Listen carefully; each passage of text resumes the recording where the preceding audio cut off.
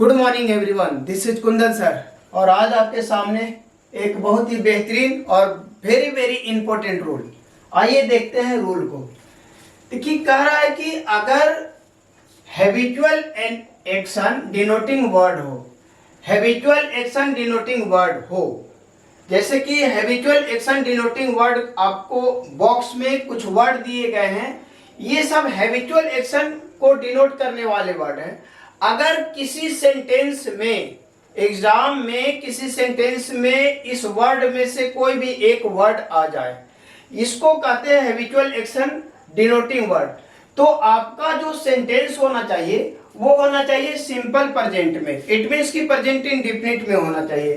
तो simple present में sentence को होने के लिए subject plus V1 V5 plus other word, या फिर do does plus subject plus V1 plus other word.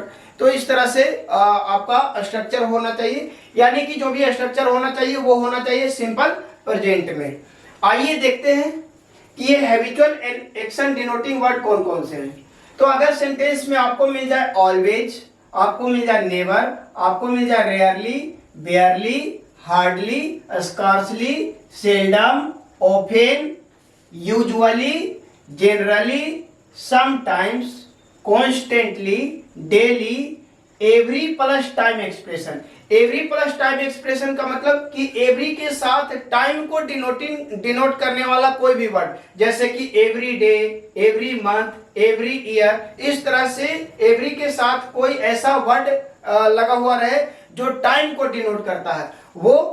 या फिर आपको मिल जाए seldom if ever, सेल्डम और नेवर। तो आपका सेंटेंस होना चाहिए सिंपल प्रेजेंट में। आइए कुछ एग्जांपल दिया हुआ है, इसको भी करेक्ट करना है।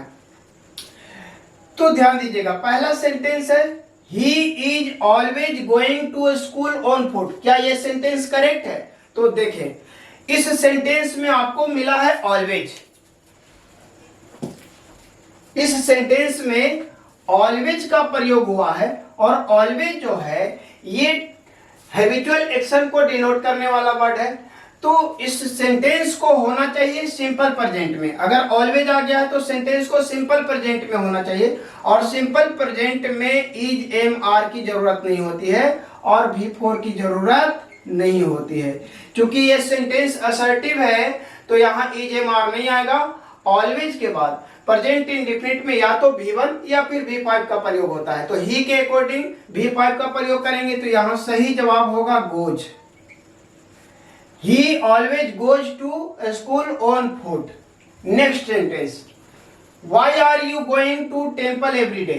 अब यहां पे देखिए, इसमें एवरी प्लस टाइम एक्सप्रेशन है, एवरी डे का प्रयोग किया है। तो एवरी आ गया है तो सेंटेंस को होना चाहिए सिंपल प्रेजेंट में। सिंपल प्रेजेंट में होने के लिए इज एम आर की जरूरत नहीं है, और ये V4 की जरूरत नहीं है।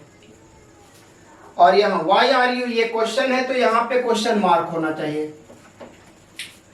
अब ये क्वेश्चन है तो यहाँ पे आर की जगह पे डू डज होना चाहिए, तो यू के अकॉर्डिंग डू, और यहाँ पे V1 होना चाहिए तो गोइंग के जगह पे गो होना चाहिए।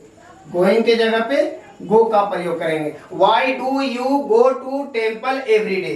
Next one, he will seldom if ever hurt anyone. अब यहाँ पे ध्यान दीजिएगा, सेल्डम इफ एवर आया है, सेल्डम इफ एवर यहाँ पे आया है। जब सेल्डम इफ एवर सेंटेंस में आ गया तो सेंटेंस को होना चाहिए सिंपल प्रेजेंट में। सिंपल प्रेजेंट में विल की जरूरत नहीं है, और यहाँ पे ही सेल्डम इफ एवर हर्ट, यहाँ पे हर्ट नहीं होगा क्योंकि हमारा जो सब्जेक्ट है वो है ही के अकॉर्डिंग V5 चाहिए। तो यहाँ पे हर्ट के जगह पे हर्ट्स होना चाहिए। तो he seldom if ever hurts anyone.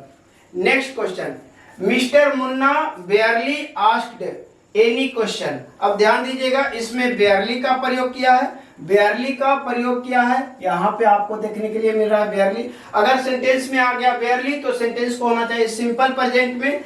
तो सिंपल प्रेजेंट में यहाँ पे पास्ट इंडेफिनिट में बना दिया है, यानी कि सिंपल पास्ट में बना दिया है, जो कि गलत है। यहाँ पे होना चाहिए मुन्ना के अकॉर्डिंग V5, तो हो जाएगा आस्क्स, ये ASKS, asks. Next question, Munnimati is often going there alone. अब ध्यान दीजिएगा, यहाँ पे ओफेन का प्रयोग किया है, ओफेन का प्रयोग किया है, ओफेन का प्रयोग किया है, तो सेंटेंस को होना चाहिए सिंपल प्रेजेंट में। तो सेंटेंस को सिंपल प्रेजेंट में होने के लिए यहाँ पे ईजेमार की जरूरत नहीं है, ये V4 है, V4 को मुन्नीमती के अकॉर्डिंग V5 में बदलना पड़ेगा, तो यहाँ पे गोज होना चाहिए, गोज। तो इस तरह से आप देख पा रहे हैं कि अगर ये हैबिचुअल एक्शन डिनोटिंग वर्ड आ गया तो सेंटेंस आपका होना चाहिए सिंपल प्रेजेंट में। तो इस तरह से मेरा ख्याल है कि आपको समझ में आ गया होगा। मैंने कुछ ही वर्ड लिया है एग्जाम्पल के तौर पे, सब हर वर्ड पे मैंने एग्जाम्पल नहीं दिया है, और मेरा ख्याल है कि आपको समझ में आ गया है। तो फिर मिलेंगे अगली वीडियो में, तब तक के लिए बहुत बहुत धन्यवाद। Thank you so much, have a nice day, जय हिंद।